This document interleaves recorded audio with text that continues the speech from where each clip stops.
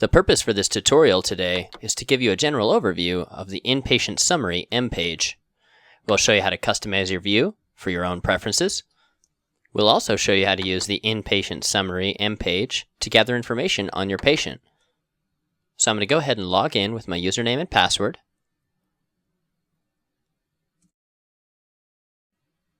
I'm just going to pick a patient.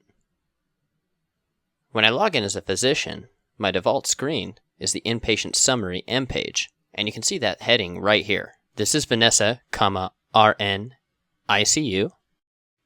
She's a 90-year-old female. Her date of birth is here. Our MRN number is here.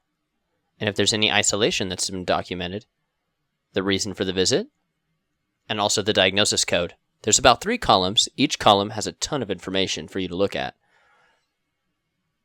It's kind of what we'd consider a patient portal. I'm going to discuss each column just a little bit. On the left-hand side, you have the basic patient information. Here you can see reasons for visit, the primary physician, the attending physician, where the patient is located, their admission date, the estimated length of stay, and you can see here their diagnosis.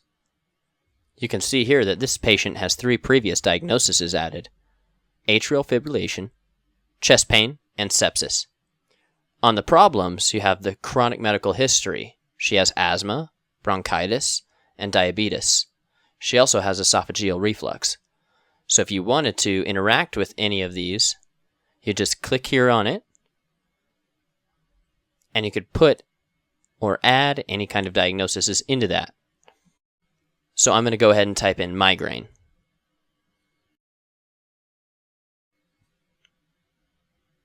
And now I've just added migraines as a diagnosis on the fly. In the second column, you'll see that you have allergies with a plus symbol next to it. These plus symbols allow you to basically drill right into the allergies page. So here, if I wanted to enter any kind of allergies on the fly about this patient, my favorites will open, and I'll just pick Lasix.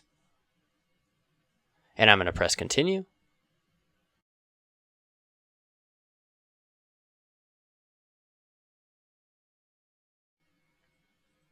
And this status is now active, and the severity is medium. The patient gave me the information,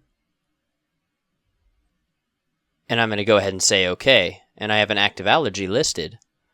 And if I click on this, I can see that I have Lasix and iodine added as an allergy. Same thing with medications. Anything with a plus add that I can interact with, I can see here that I have a list of a bunch of medications that are basically scheduled medications. And if I hover over each one, I have some pretty important data that's showing up. I can see who it was ordered by, the date that it was ordered, the original order date. If there were any modifications, I could also see that as well. Home medications has the same philosophy. You can add home medications on the fly with the plus or add button. Or I can also click the arrow and I can see the history of all the medication from this patient. The third column here will show all of the vital signs for this particular patient. And if you wanted to see a little bit more of these vital signs, what you'd need to do is click on the Vital Signs tab and it'd show you the results review. And here, I would click on the Vital Signs tab. Inside these results review, if there was any vital signs, I would see them here. If I want to go back to my Inpatient Summary page, I just click the arrow back. Once I click that, it's going to take me back to my summary page. And if I want to add a new order, I can do that here by clicking the plus add sign. It's going to take me to my order screen, and I can add an order to this patient. So I'm going to add a CBC. There are a couple order details here.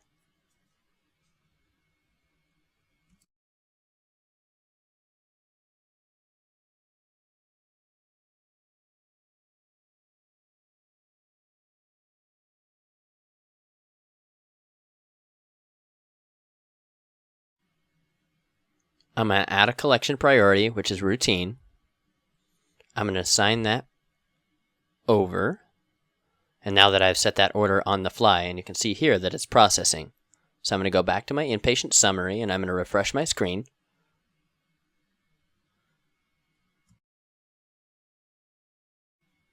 And now I'm going to go back to my Inpatient Summary.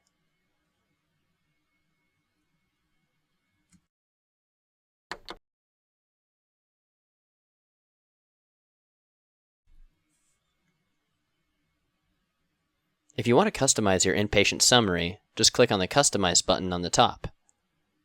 Once you've done this, it will open up to all these widgets. And let's say you want pregnant history, just maybe from the first column over to the third column.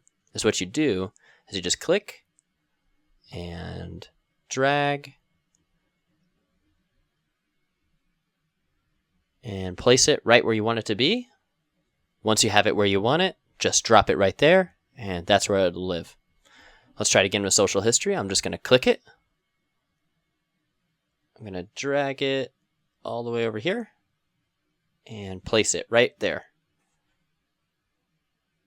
So now I have social history in the second column. And then if I want to save this as a preference, and so that way the next time that I do log in, that all of these panels show up in this position, my preferences will be saved, and you'll see that all my columns are set up the way that I left them. I hope that this tutorial has been a great piece of information for you. Enjoy your day.